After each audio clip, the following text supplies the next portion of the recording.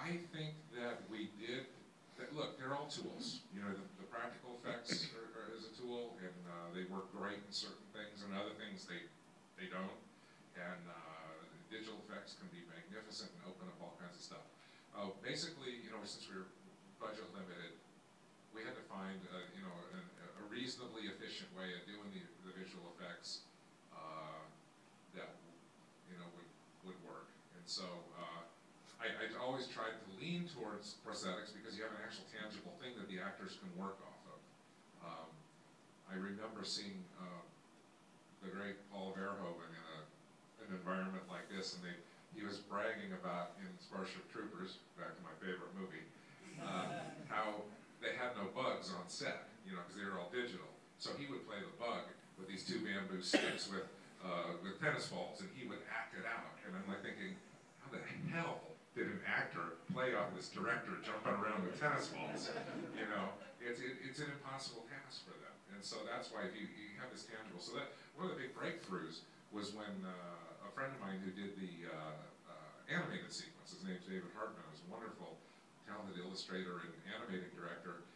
I asked him to do an illustration of the meat monster, and the one that he did, the first time I looked at it, I thought, oh, this could be a man in a suit, you know, because of the way he designed it.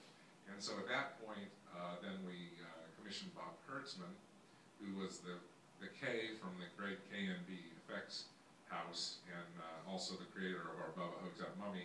And so Bob built this just gorgeous suit, and then the actors could relate to that. And then, you know, when the sausage links fly out, they would act, you know, I don't know how anyone would do that in a digital environment. You know, have to put a digital arm around an actor and have them work, it'd be impossible.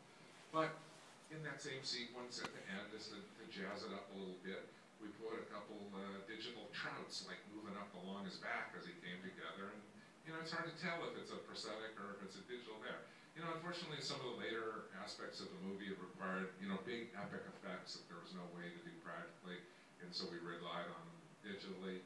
You know, some worked great, and other ones were, you know, are what they are, but the best we could do under the circumstances, really.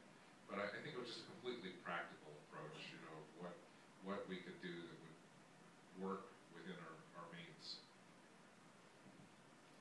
And anyone else?